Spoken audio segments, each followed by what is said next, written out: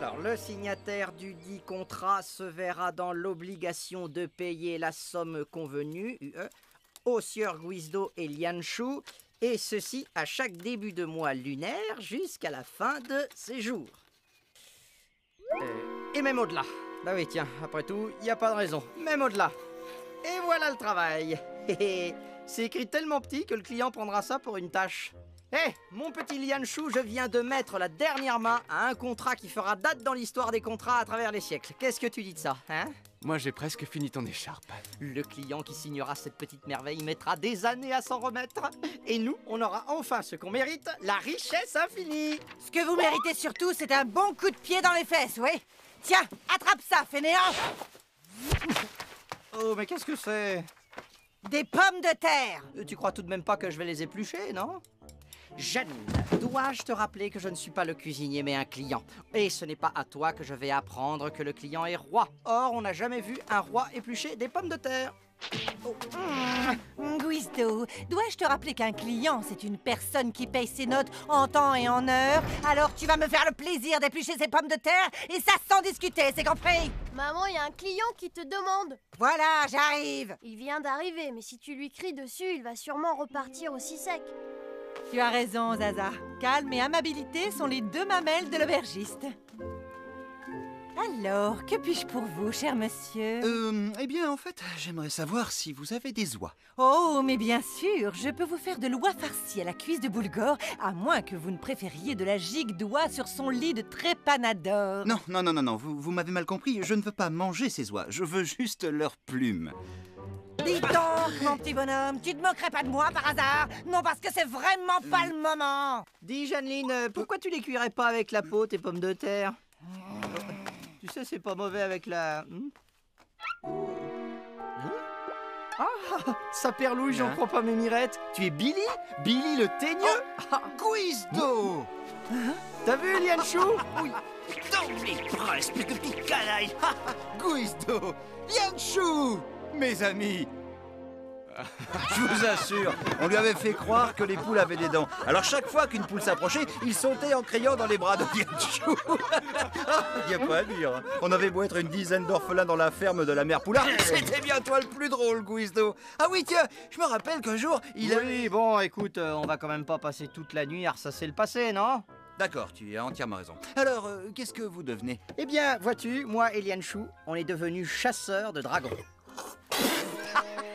Chasseur de dragons! Ah, c'est la meilleure! Quand je vous disais qu'il était drôle. Mais enfin, je suis sérieux, avec Lianshu, on est vraiment chasseurs de dragons. On est les meilleurs sur le marché et des vraies pointures. Des pointures qui ont du mal à trouver chaussures à leurs pieds. Pas un contrat en 6 mois, tout de même. Quoi, c'est vrai? Vous êtes chasseur de dragons? Eh bien, on peut dire que ça tombe rudement bien, car j'ai justement un boulot pour vous. Un boulot? Tu veux dire un vrai boulot? Un boulot où il faut travailler, où il y a de l'argent à se faire?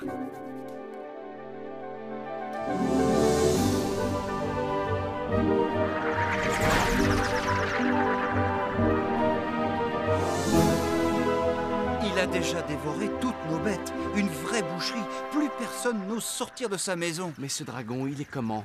Grand, petit, cornu, ailé, poilu ou carnivore? Tu oublies la question la plus importante, Lianshu. Qui va payer? Ben, moi. Pardon? Mais je croyais que t'avais pas un rond. Non, parce que tu sais, des chasseurs de dragons de notre calibre, c'est pas donné.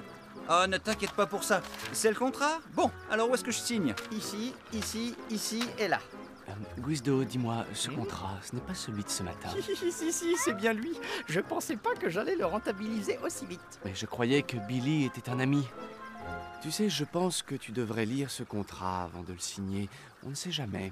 Bah, penses-tu, Lianshu, si on peut plus faire confiance aux amis? Billy a raison, Lianshu, si on peut plus faire confiance aux amis. Et puis je te rappelle qu'il a dit qu'il avait de l'argent. Ce serait vraiment dommage de ne pas en faire profiter les potes, pas vrai?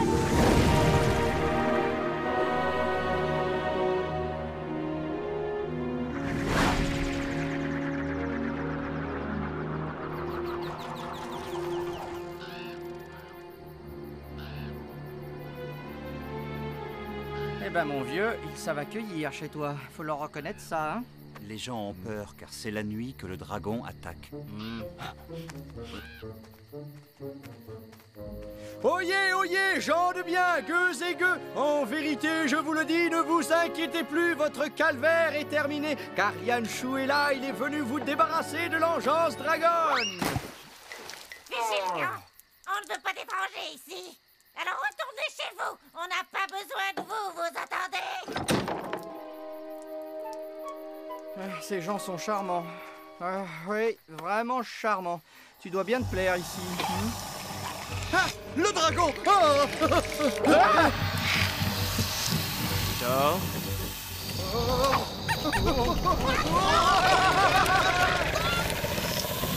Tu vas voir, c'est assez simple comme métier. On commence d'abord par une phase d'observation. Les gestes lents, le regard fixe, les mouvements décomposés. Oh, regarde un peu comme c'est beau, un grand professionnel au travail. Tu t'en doutais pas, hein, quand t'étais avec nous à la ferme aux orphelins, hein? Le dragon est comme hypnotisé par les mouvements de Lianshu. Il n'avance plus qu'au ralenti.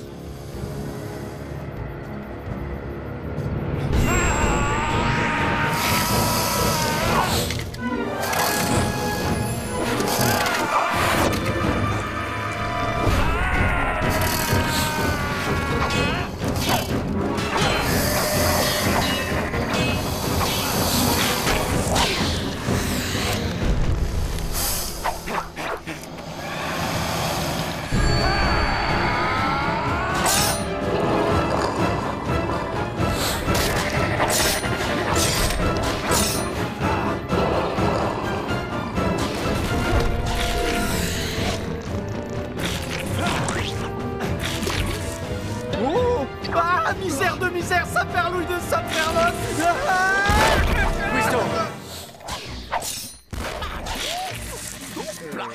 Dites les amis, je ne voudrais pas trop m'avancer, mais j'ai l'impression que la phase d'observation s'est plutôt bien passée, hein? Qu'est-ce que vous en pensez?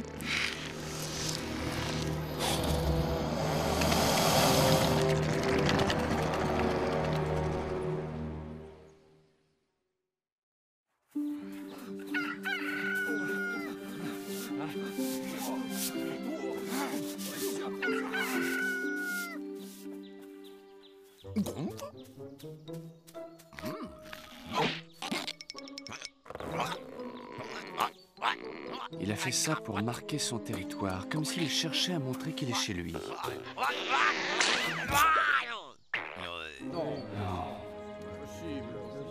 Non, non et non! Je ne veux pas d'étrangers dans mon village! Mais chef Isigron, moi aussi je suis un étranger. Mais toi, c'est pas pareil! Mes amis sont de grands chasseurs. Ils sont là pour nous débarrasser du dragon. Non, non, non et non! Nous, on ne veut pas d'étrangers! Non, non!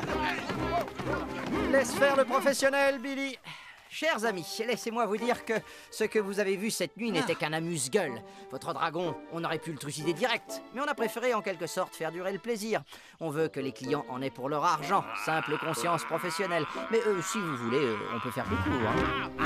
Ce qu'on veut, c'est pas d'étrangers! Pas d'étrangers! Pas d'étrangers! Pas d'étrangers! Écoutez, mes amis pourraient rester une nuit de plus, juste une nuit. S'ils n'ont pas réussi à tuer le dragon d'ici là, ils repartiront. C'est promis. Faites-moi confiance. Ce n'est pas très grand chez moi, mais on se serra. Ça nous rappellera la ferme aux orphelins. Dis donc, Billy, je ne voudrais pas tirer de conclusions trop hâtives, mais ils n'ont pas l'air d'apprécier les étrangers dans ton bled. Ce que je comprends pas, c'est pourquoi ils t'acceptent toi. C'est parce qu'ils ont besoin de moi. Saperlouille de saperlotte. Mazette, avec tous les chapeaux qu'ils doivent piétiner ici chaque jour, tu dois être richissime, mon vieux. Je ne fais pas ça pour l'argent. Attends, t'es sérieux? Eh, t'entends ça, Lianshu? Mais alors, pourquoi tu fais ces chapeaux si c'est pas pour de l'argent? Auriez-vous un nouveau chapeau pour mon père? Oui, oui, bien sûr, Gwendoline. Je garde toujours un chapeau de rechange pour le chef Isigron. Par ici, s'il vous plaît. Mais il est amoureux. Il est amoureux. Il est amoureux. Oui, bon, bah, c'est pas tout ça, mais on a du boulot, nous autres. Tu sais, Lianchou, je me disais qu'avec tes dispositions pour la couture, on pourrait en fabriquer, nous aussi, des chapeaux. Hein, et visiblement, il y a de l'argent à se faire. Et puis, c'est jamais mauvais de se diversifier, tu vois. Chut. Un gros boif. Gros. Tiens, c'est bizarre. Quoi? Me dis pas que quelqu'un a déjà fait le boulot à notre place. Oh, j'y crois pas. Il y en a vraiment qui n'ont aucune moralité. Hein. Le dragon est toujours vivant. Ah oui. Et comment t'expliques les empreintes de pas? Ce monstre en a eu marre de ses grosses papates, alors il s'est fait pousser 2 jambes comme toi et moi, c'est ça?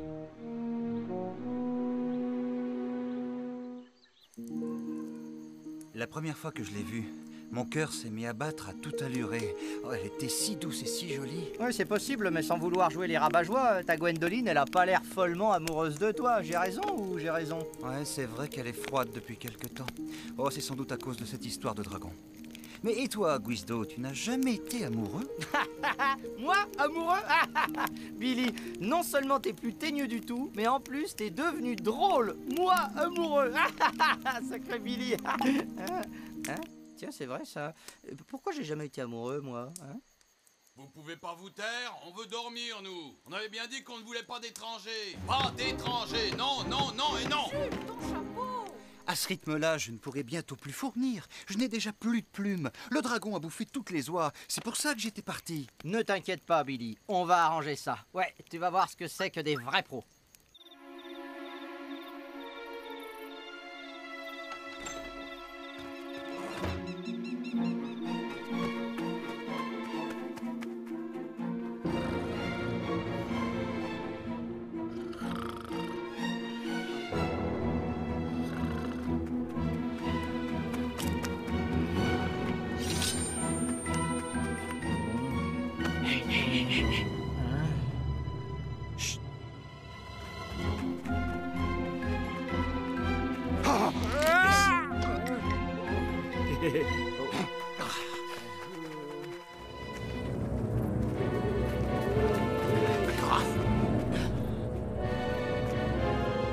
Oh, Mazette de Mazout, attendez un peu, mais c'est pas... Gwendoline, l'inconsciente, elle va se faire attaquer par le dragon. Il ne faut pas qu'elle reste là.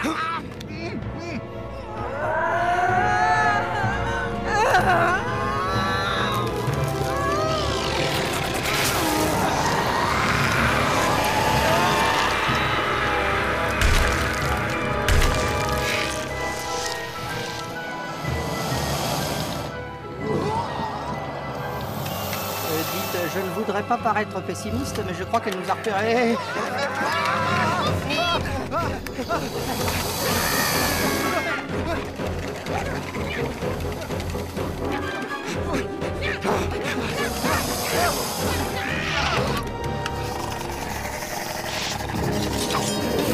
Lianchou, je ne te laisserai pas toucher un cheveu de Gwendoline. Je veux pas dire, mais elle a plus beaucoup de cheveux. Je t'en prie, Lianchou.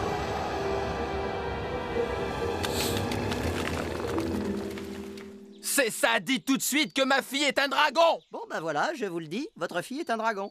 Ah, je le savais. Faut jamais faire confiance aux étrangers. Il dit vrai, chef Isigron, c'était bien votre fille. Je l'ai vue comme je vous vois. Eh bien, moi, je ne veux plus vous voir, compris? Vous avez 2 minutes pour quitter mon village. Et c'est aussi valable pour toi, Billy.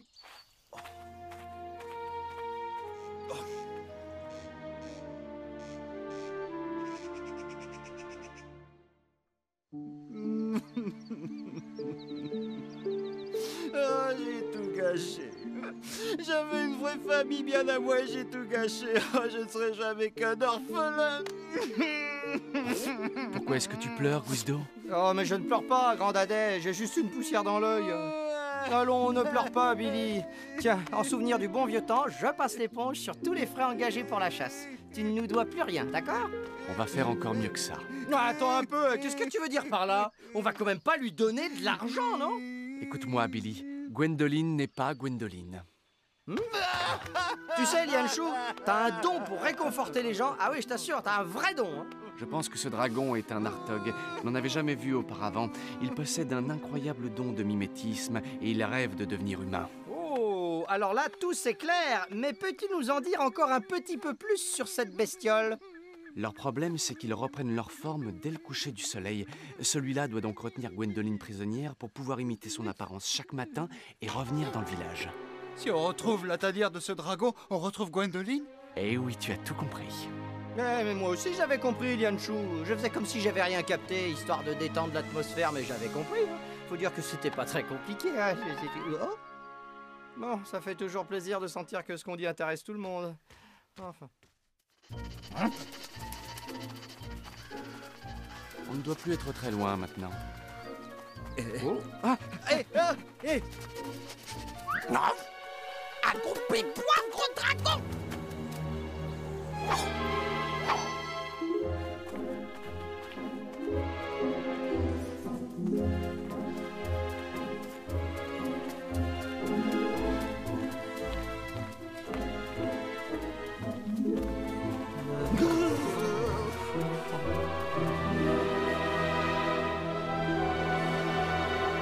Gwendoline! Oh. Gwendoline, ma Gwendoline, c'est fini, tu es sauvée.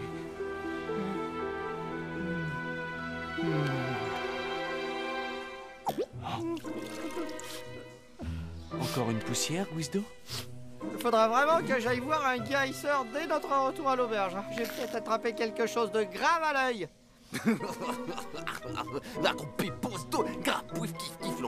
Et puis on en profitera pour demander à Jeanneline de nous préparer un bon ragoût d'Hector.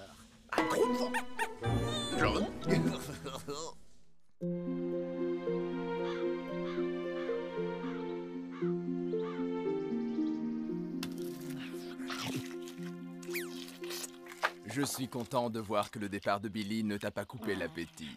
Oh, quand je pense que cet impudent prétendait que toi et le dragon ne faisaient qu'un.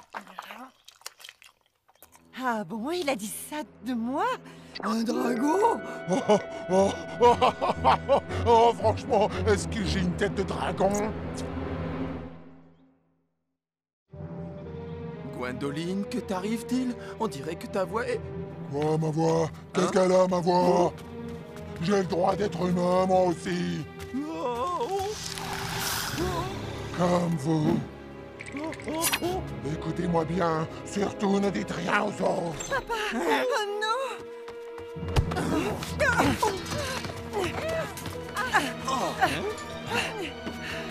Qu'est-ce que vous attendez? Attrapez-la! Non, attrapez-la, elle!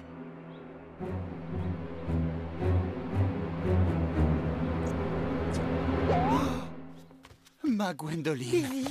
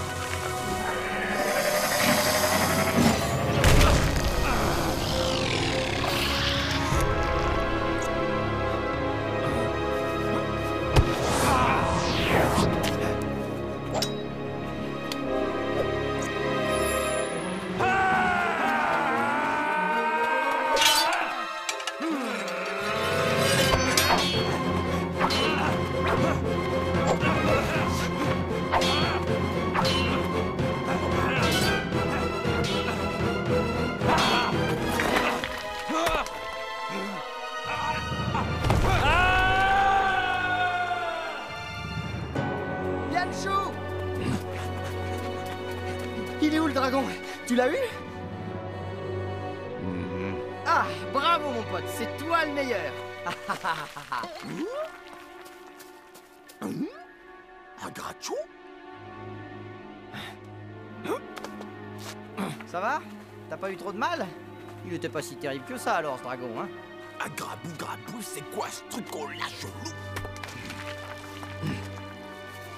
C'est Billy qui va être bluffé. Lui qui croyait qu'on n'était pas capable d'être des chasseurs de dragons. Ha! Guizdo, je crois que tu devrais t'éloigner. Hein?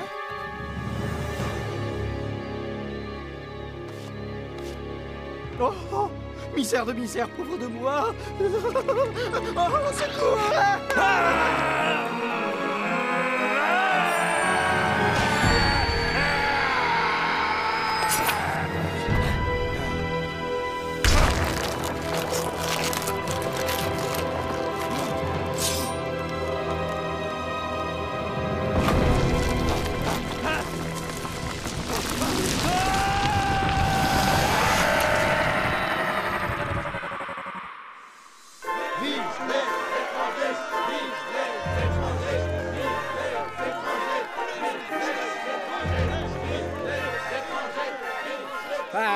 avais bien dit que ces lanceurs de chapeaux étaient des gens formidables.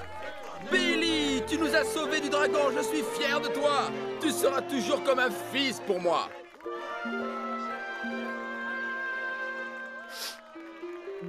Bah quoi, t'as jamais vu quelqu'un avec une poussière dans l'œil? Je ne saurais jamais comment vous remercier.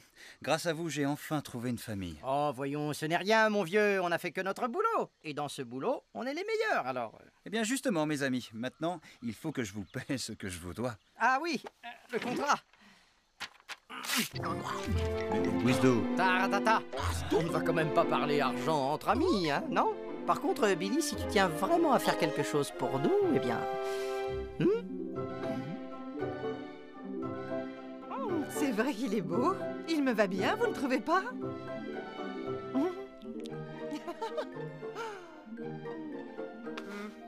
Bon, ben c'est pas tout ça, mais il y a peut-être des pommes de terre à éplucher, non? Autant que je m'y mette tout de suite. Dis, Lianchou, qu'est-ce qui lui arrive à Guizdo? Elle est tombée sur la tête ou quoi? Disons qu'il vient de découvrir qu'il avait besoin d'une famille et que cette famille, c'est vous. Écoute, Guizdo, je veux bien que tu m'aides, mais là, t'enlèves pas que la peau. Regarde, il ne reste presque plus de pommes de terre. Jeanneline, j'ai épluché des patates avant de te connaître, figure-toi. Oui, ben, t'aurais dû continuer à les éplucher ailleurs, tes pommes de terre. Ah, chercher à aider les gens, il en restera toujours quelque chose. Ah, parce que tu cherches à m'aider, là. Moi, je crois que tu cherches plutôt à couler mon auberge, oui. Ça ne te suffit pas de ne pas payer tes notes? Rends-moi ce chapeau! Pas question, c'est un cadeau. Rends-moi ce chapeau, je te dis!